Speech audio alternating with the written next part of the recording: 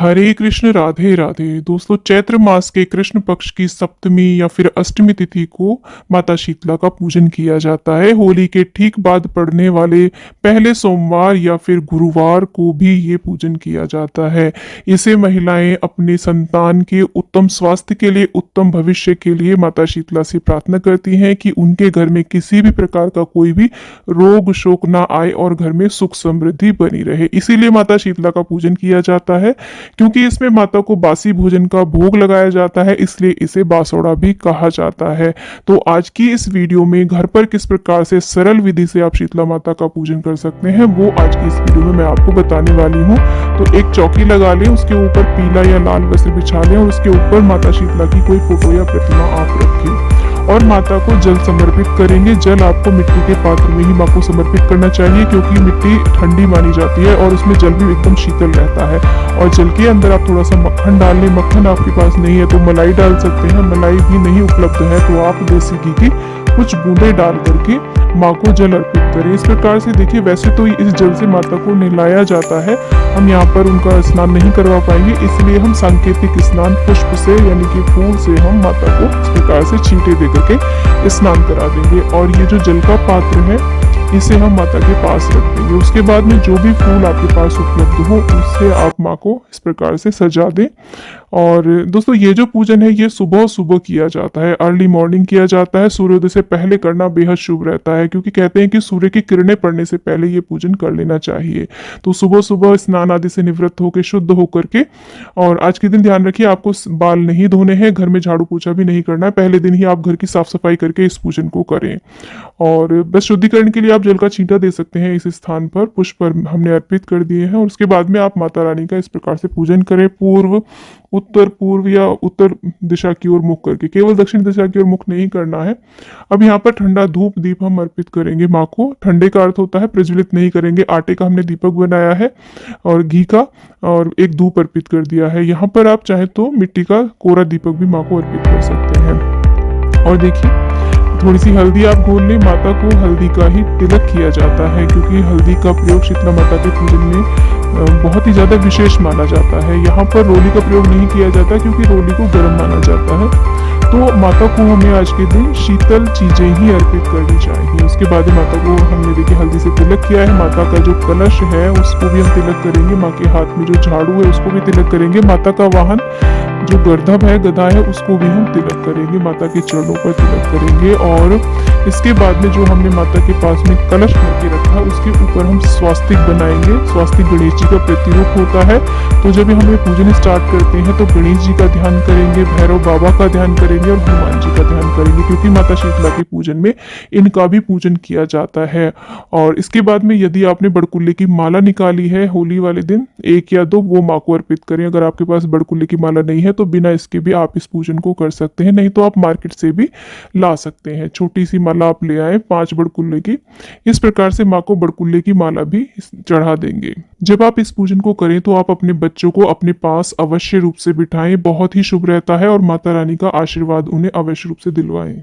और इसके बाद में माता को भोग सामग्री लगाएंगे, का भोग लगाएंगे। ये जो भोग है ये हमने पहले दिन ही बना करके शाम को रख लिया है।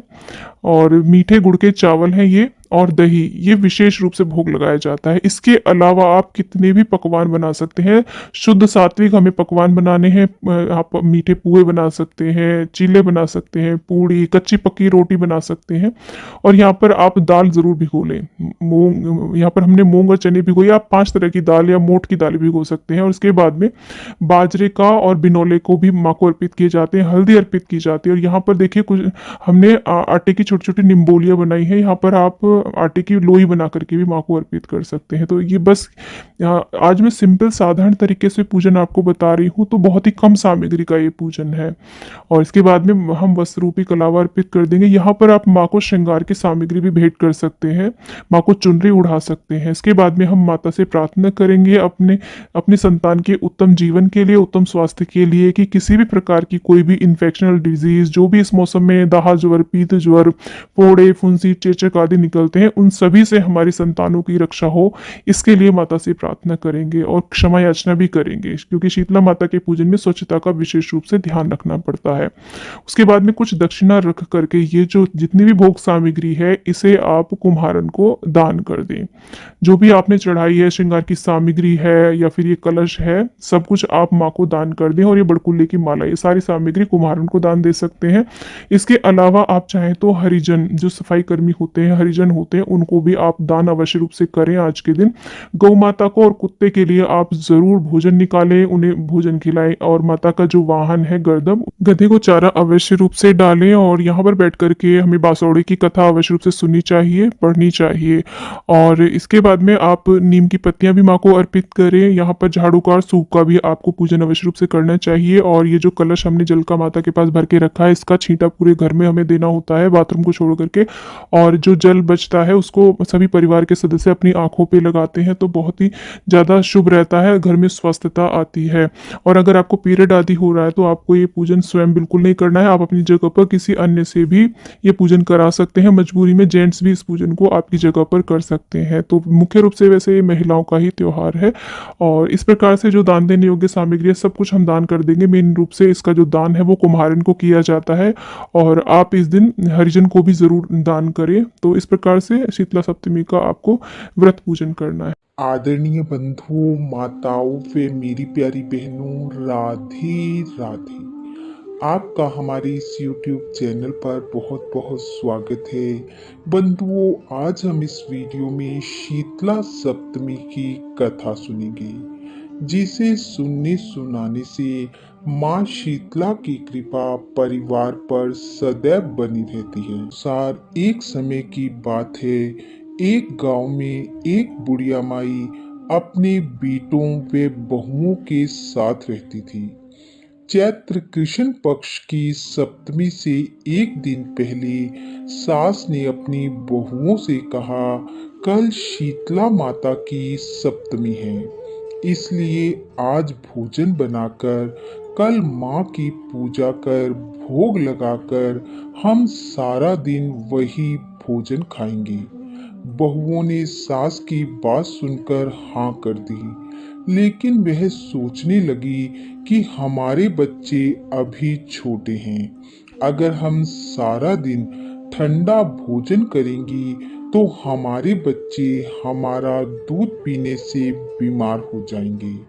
इसलिए दोनों ने सप्तमी वाले दिन जब सास पूजा पाठ करने गांव के मंदिर में चली गई, तो उन्होंने जल्दी से गरम रोट बनाकर चूरमा बना और खा लिया। उनके इस दोषपूर्ण कार्य को देख शीतला माता क्रोधित हो उठी। जब उनकी सास घर आई और पूछा, दोनों बालक कहाँ हैं, तो वे बोली, सो रहे हैं। सास ने कहा, अभी तक सो रहे हैं, उन्हें उठाओ, दूध पानी दो। बहुएं जैसे ही अपने बच्चों को उठाने गई, तो उन्होंने देखा उनके दोनों बालक मृत अवस्था में पड़े हैं। वे जोर जोर से रोने लगी। उनके रोने की आवाज सुन सास अंदर आई और भीतर का दृश्य देख उसके पांव तले से जमीन खिसक गई। सास जोर जोर से चिल्लाने लगी कि ये अनहोनी घटना कैसे घट गई, ये कैसे हो गया, एक साथ दोनों बालकों को क्या हो गया। बहुओं को अपनी भूल का एहसास हुआ। वह सास के पैरों में पड़ गई और अपने द्वारा की गई गलती को बताया। उनकी बात सुनकर सास क्रोध से आग बबूला हो उठी और कहा, तुम्हारे दोषपूर्ण कृत्य से ये सब हुआ है। माँ शीतला का क्रोध हम पर कोप बनकर टूटा है। अब तुम इस घर में तब ही रह सकती हो जब मेरे बच्चे वापस लाओगी। और ये कहकर सास ने दोनों बहुओं को घर से बाहर निकाल दिया। दोनों अपने बच्चों को गोद में लिए चल पड़ी। गांव के बाहर पहुंचने पर वे एक बरगद के वृक्ष के नीचे रुक गई। वहीं वृक्ष के नीचे ओरी और शीतला नाम की दो बहनें बैठी थी। दोनों के सिर में जुएं पड़ी हुई थी और वे दोनों जुओं से बहुत परेशान थी। जैसे ही उन दोनों ने बहुओं को देखा तो वे दोनों कहने लगी, हम दोनों के सिर में जुएं पड़ी हुई हैं जिनसे हम बहुत परेशान हैं। तुम हमारे सिर की जुएं निकालकर हमें शीतल करो, हमें सुख दो। बहुएं अपने दुख से दुखी थी, फिर भी उन दोनों ने उनकी मदद की। उनके सिर में पड़ी जुओं को निकाला। जुएं निकालने पर उन दोनों को बड़ा आराम मिला और उन्हें शीतलता का एहसास हुआ और उन्होंने बहुओं को आशीर्वाद दिया, सील सपूती हो और तुम्हारी गोद हरी भरी रहे। बहुओं ने कहा, हमारी हरी भरी गोद ही तो लुट गई है जिसे लेकर हम फिर रही हैं। इस पर शीतला ने लताड़ लगाते हुए कहा कि पाप कर्म का दंड तो भुगतना ही पड़ता है। ऐसा सुनते ही बहुएं समझ गई कि ये शीतला माता है। दोनों ने माता के चरण पकड़ लिए और क्षमा याचना करने लगी। जब वह बार बार पश्चाताप करते हुए माफी मांगने लगी तो माता को उन पर दया आई और माँ ने उन्हें क्षमा करते हुए उनके पुत्रों को पुनः जीवित कर दिया। तब दोनों खुशी खुशी अपने गांव लौट आई। इस चमत्कार को देख सब दंग रह गए। दोनों घर पहुंची, जाकर सास से माफी मांगी और कहा, हम ऐसी गलती फिर कभी नहीं करेंगी। चैत्र शुक्ल पक्ष की सप्तमी को माँ शीतला का पूजन कर ठंडा भोजन करेंगी और फिर पूरे गांव में यह कहलवा दिया गया कि हर कोई शीतला सप्तमी को शीतला माँ की पूजा कर कथा कहानी सुन भोग लगा शीतल ठंडा भोजन ग्रहण करें। बोलो शीतला माता की जय। हे शीतला माता, जैसा बहुओं के साथ पहले किया वैसा किसी के साथ मत करना और जैसी कृपा आपने बाद में उन पर की वैसी सब पर करना। इस कथा कहानी को सुनने वाले सुनाने वाले सब पर अपनी शीतल छाया रखना। इन्हीं शुभकामनाओं के साथ आप सबका बहुत बहुत धन्यवाद। राधे राधे।